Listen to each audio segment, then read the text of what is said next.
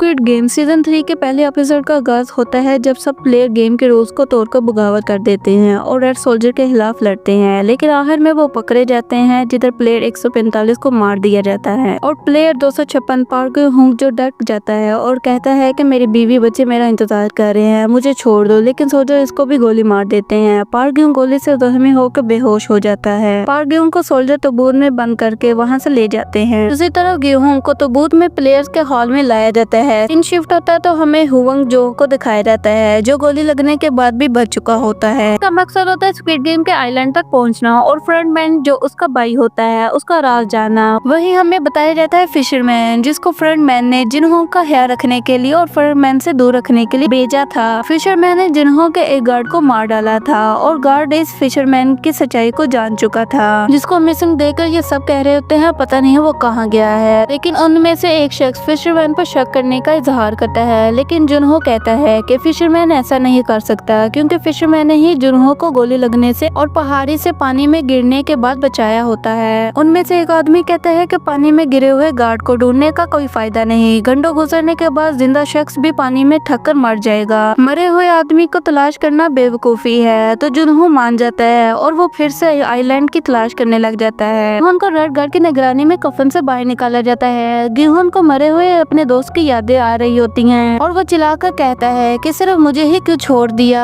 असल में गेहूं पिछले गेम का विनर रहा होता है और गेम का विनर जो भी होता है वो नेक्स्ट स्क्विड गेम का फ्रंटमैन बनता है, जैसा कि हुवंग जोंग का बड़ा भाई पिछले गेम का विनर रहा था। इस बार वो इस गेम का फ्रंटमैन प्ले बन चुका है, शायद इसी वजह से गेहूं को छोड़ दिया गया है। उसके बाद हमें दिखाया जाता है कि स्क्विड गेम के लिए एक पोल तैयार किया जाता है जिधर प्लेयर वोटिंग करते हैं कि वो आगे खेलना चाहते हैं कि नहीं। उधर वोटिंग लास्ट प्लेयर से शुरू होती है। प्लेयर 456 जो कि गेहून होता है, गेहून से वोटिंग का पूछा जाता है, लेकिन गेहून इतने सदमे में होता है कि वो कोई रिएक्शन नहीं देता और उसका वोट खारिज हो जाता है। फिर प्लेयर 444 की बारी आती है जो पहले की गेम को लीव करना चाहती थी, लेकिन इस बार वो गेम को कंटिन्यू के लिए वोट करती है। 3 शिफ्ट होता है और हमें फ्रंटमैन को दिखाया जाता है जिसका आदमी उसे बताता है कि 8 मैनेजर और 27 गार्ड मारे जा चुके हैं और फ्रंटमैन कहता है कि मजदूरों को भर्ती कर लिया जाए और जगह की मरम्मत की जाए और वो कैमरे को देखने लग जाता है। गार्ड्स उन लाशों को जला रहे होते हैं जिनके ऑर्गन्स खराब हो चुके हैं। सीन शिफ्ट होता है हमें न्यूज जो नॉर्थ कोरिया की आर्मी सोल्जर होती है वो गार्ड के साथ जा रही होती है। गार्ड समझता है कि ये लड़की उसके साथ है पर कौन जानता है कि आगे क्या होने वाला है। सीन शिफ्ट होता है और हमें दिखाया जाता है कि ज्यादातर प्लेयर गेम को कंटिन्यू रखने के लिए वोट कर रहे हैं। गार्ड्स उन्हें बताता है कि कल न्यू गेम स्टार्ट की जाएगी। उधर कुछ प्लेयर गेहूं को तंग कर रहे होते हैं कि ये सब तुम्हारा नाटक है और ये सब तुम्हारा प्लान है उन प्लेयर को लड़वा कर मारने का।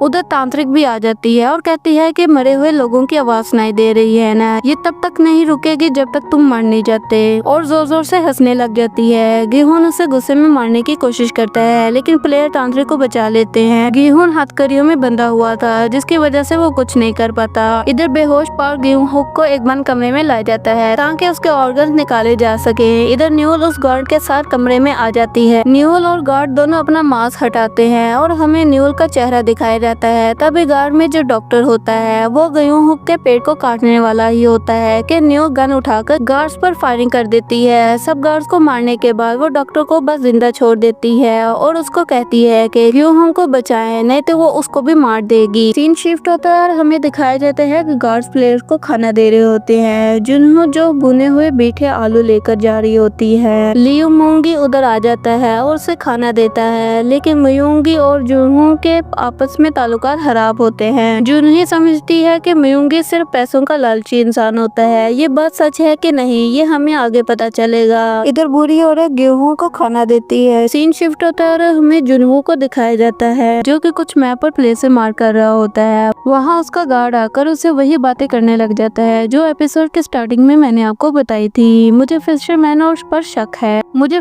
पर शक है और मैंने फिशरमैन के हाथ में स्क्रू ड्राइवर भी देखा था। जुनहो कहता है तुम भी वहाँ थे, कहीं तुमने तो उसे मार नहीं डाला। गार्ड कहता है मैं उस वक्त शराब पी रहा था। जुनहो कहता है कि आज के बाद शराब पीना अलाउ नहीं है। सीन शिफ्ट होता है गेहूं प्लेयर 388 को घूरे जा रहा था। प्लेयर 388 ये देखकर नजर चुरा रहा था। फिर सब प्लेयर को नेक्स्ट गेम के लिए इनवाइट किया जाता है। जब प्लेयर नेक्स्ट गेम के लिए जा रहे होते हैं उधर ही उन लोगों को मारकर लटकाया जाता है जिन्होंने बगावत की थी। अब वो लोग इब्रत का निशाना थे ताकि दूसरे प्लेयर बगावत ना कर सके। सब लोग नेक्स्ट गेम के रूल्स जानने के लिए एक कमरे में आते हैं जहाँ हमें कुछ बॉल्स दिखाई जाती हैं जो रेड और ब्लू सर्कल में होती हैं। सीन शिफ्ट होता है, हमें न्यू डॉक्टर से कहती है कि इसको बचाओ। डॉक्टर उसको कहता है कि जिसम से गोली मैंने निकाल दी है, इसे खून की कमी है। वही दिखाया जाता है कि लोग ब्लू और रेड बॉल को बारी बारी निकाल रहे होते हैं। उधर गेहूं को रेड बॉल मिलती है। जब सब प्लेयर्स बारी बारी अपनी बॉल्स निकाल लेते हैं तो उन्हें 2 ग्रुप में बांट दिया जाता है। उधर न्यू डॉक्टर को अपना ब्लड ग्रुप ओ बताती है और कहती है कि मेरा ब्लड ग्रुप इस्तेमाल करो और गेहूं को बचाने के लिए, और कोई होशियारी ना करना,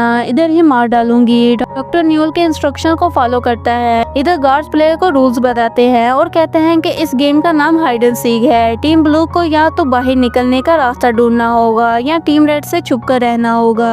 अगर टीम रेड टीम ब्लू के प्लेयर को ढूंढ लेती है तो टीम रेड का प्लेयर टीम ब्लू को किल करेगा। अगर टीम रेड टीम ब्लू के प्लेयर को किल नहीं करता तो टीम रेड के प्लेयर को गार्ड किल कर देगा। तब भी एक लड़की टीम ब्लू से ब्लू बॉक्स में मिलने वाली की का रीजन पूछती है। गार्ड बताते हैं कि इसको यूज करके आप डोर ओपन कर सकते हैं, लेकिन ओपन किया गया डोर दोबारा लॉक नहीं होगा। तभी टीम रेड का बंदा कहता है कि ये तो नाइंसाफी है, हाल ही हाथ तो हम कुछ भी नहीं कर पाएंगे और गार्ड हमें मार देंगे। इधर टीम ब्लू को की भी मिल गई है और वो डोर ओपन करके बाहर भी जा सकती है और छुप भी सकती है। हम कैसे उन्हें मारेंगे? ऐसा तो नहीं है कि टीम ब्लू वाले इंतजार कर रहे होंगे कि आओ मुझे मारो। तब गार्ड टीम रेड को एक रेड बॉक्स देते हैं और कहते हैं इसी रीजन के लिए आपको ये गिफ्ट दिया गया है ताकि आपके लिए भी चीजें आसान हो सके। जब टीम रेड वाले प्लेयर्स बॉक्स ओपन करते हैं तो उन्हें उधर एक नाइफ मिलता है जिसको देखकर टीम ब्लू खौफजदा हो जाती है। दूसरी तरफ जुनहो और उसका दोस्त फिशरमैन के साथ आइलैंड की तलाश में दोबारा निकल रहे होते हैं। वहाँ जुनहो का दोस्त उसको कॉल करता है और कहता है कि मैं अभी नहीं आ सकता और कैप्टन से होशियार रहना कि मुझे वो ठीक नहीं लगता। जुनहो का दोस्त गाड़ी में बैठ जाता है और अपने दोस्त से कहता है कि बॉस रॉक पेपर सीजर खेलते वक्त मर गए। वो लड़का हैरान होता है कि गेम की वजह से कौन कैसे मार सकता है। सीन शिफ्ट होता है और हमें दिखाया जाता है कि रूल्स में ये भी शामिल था कि दोनों टीम्स के मेंबर अपनी जगह एक दूसरे के साथ एक्सचेंज कर सकते हैं। अगर दूसरा प्लेयर इस बात से एग्री करता है तो वो ये एक्सचेंज गेम स्टार्ट होने से पहले करना होगा।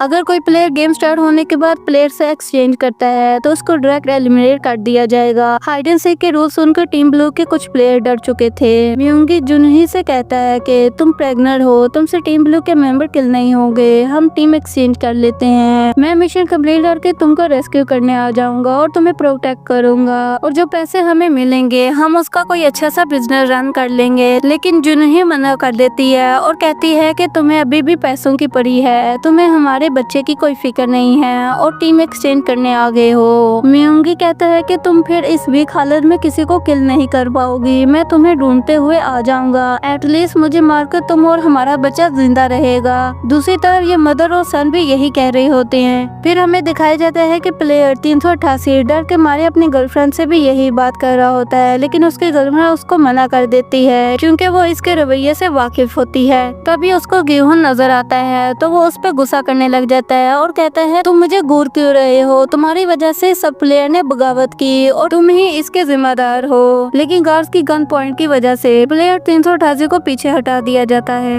गेम स्टार्ट होती है तो टीम ब्लू को पहले अंदर भेजने को बोला जाता है। उधर जेहू मयूंकी की उस बात से मुतासिर हो चुकी थी तो वो मयूंकी के पास आकर कहती है मैं रेडी हूँ टीम एक्सचेंज करने के लिए। फिर टीम ब्लू को दिखाया जाता है एक हॉल में जहाँ इर्द गिर्द सीढ़ियाँ होती हैं और उन्हें 2 मिनट दिए जाते हैं, या तो वो छुप जाए या बाहर निकलने का रास्ता ढूंढे। एक प्लेयर कहता है कि हमें साथ मिलकर कुछ छोटे ग्रुप में डिवाइड हो जाना चाहिए ताकि अलग-अलग काम करें और सेफ रहें और जिसको बाहर जाने का रास्ता मिले वो आवाज लगाकर बाकियों को भी बताए। दूसरी तरफ टीम से मेयोंगी को प्लेयर 124 आकर ड्यू में शामिल होने के लिए कहता है ताकि टीम ब्लू के प्लेयर को मारने में आसानी हो जाए। कुछ देर सोचने के बाद वो इसके लिए एग्री हो जाता है और उधर हमें जुनहो को दिखाया जाता है जो फुल रेंज में होता है और कहता है कि मैं तुझे नहीं छोड़ूंगा। अब पता नहीं वो किसकी बात कर रहा है, तो ये हमें नेक्स्ट एपिसोड में दिखाया जाएगा। वीडियो पसंद आए तो वीडियो को लाइक कर देना, चैनल पर पहली बार आए हैं तो चैनल को सब्सक्राइब कर देना और बेल आइकन को प्रेस कर देना।